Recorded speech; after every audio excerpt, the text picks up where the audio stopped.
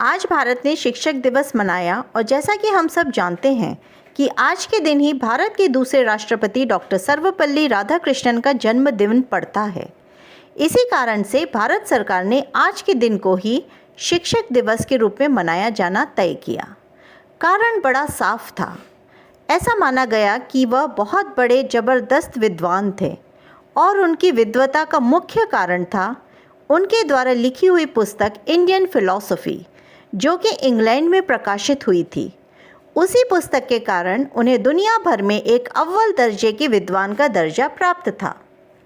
पर आज हम आपको जो बात बताने जा रहे हैं वह बहुत चौंकाने वाली रहेगी और आप में से बहुत से लोगों को विश्वास भी नहीं होगा जब तक कि आप उस सारी बात को अपने स्तर पर सारे अधिकृत सूत्रों से कंफर्म ना कर लें।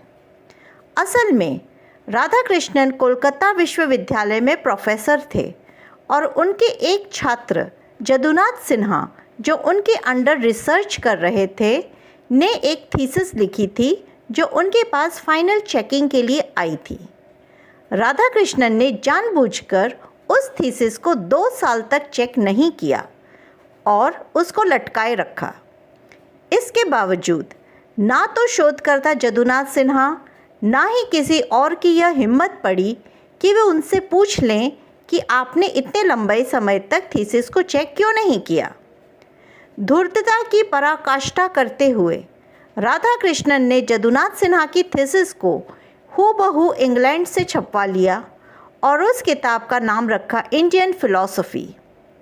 कमाल की बात यह है कि राधाकृष्णन ने जब उस थीसिस को चुरा कर अपनी किताब लिखी तो उसमें एक कॉमा और एक फुल स्टॉप का भी चेंज नहीं किया था, क्योंकि शायद जल्दी जल्दी में उन्होंने ऐसा करना ज़रूरी नहीं समझा।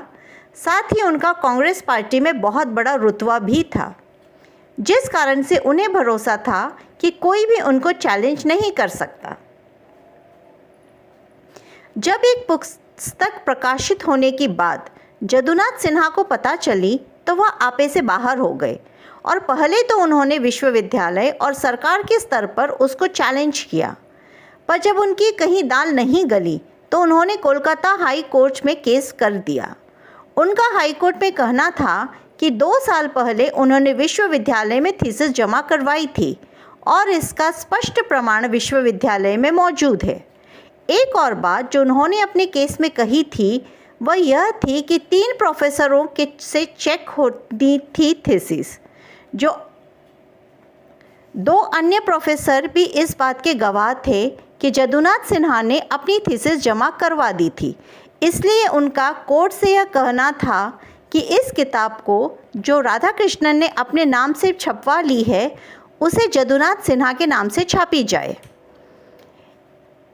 इससे भी बड़ा कमाल ये हुआ कि केस जब अपने निर्णायक मोड़ पर था तभी जदुनाथ सिन्हा ने केस वापस ले लिया और इसके बारे में यहाँ तक पता चला है कि राधाकृष्णन ने जदुनाथ सिन्हा को उस ज़माने में 10,000 रुपये दिए थे।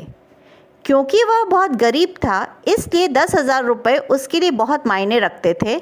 और दूसरी बात, वह राधाकृष्णन जैसे प्रभावशाली आदमी से बुराई नहीं लेना चाहता था, क्योंकि उसका पारिवारिक बैकग्राउंड बहुत छोटा था। जैसे ही जदुनाथ सिन्हा ने हाई कोर्ट में केस दर्ज किया, राधाकृष्णन ने अपने बचाव में अपने वकीलों की सलाह पर उनके खिलाफ मानहानि का मुकदमा भी कर दिया था। पर जब उन्हें सारी बात समझ में आई तो उन्होंने अपना मुकदमा वापस ले लिया था और इसी में अपनी भलाई समझी कि जदुनाथ सिन्हा से अपना सेटलमेंट कर लिया जाए। मॉडल रिव्यू नामक एक पत्रिका में जदुनाथ सिन्हा के लेख छपे थे और राधाकृष्णन के जवाबों से स्पष्ट होता है कि हाई कोर्ट में मामला पूरी तरीके से सिन्हा के पक्ष में जा रहा था। इस मामले में जो बात हम समझ में आती है कि जदुनाथ सिन्हा के साथ अन्याय हुआ, पर जब वह खुद ही हाई कोर्ट में पीछे हट गए तो हम और आप आपत्ति लेकर क्या फ़र्क पड़ सकता है। क्या इसके बाद भी हम और आप राधाकृष्णन को एक विद्वान मानेंगे जिन्हें ब्रिटिश सरकार ने उसी वर्ष सर की उपाधि दी थी जिस वर्ष भगत सिंह, राजगुरु और सुखदेव को फांसी की सज़ा हुई थी। भारत के स्वाधीनता आंदोलन में तो यह शख्स पूरे तरीके से नदारद था। हमारी इस रिपोर्ट की प्रामाणिकता जानने के लिए आप गूगल सर्च करने के लिए स्वतंत्र हैं। और इसके साथ ही हम आपसे आज की इस रिपोर्ट को ख़त्म करते हैं। जय हिंद, वंदे मातरम।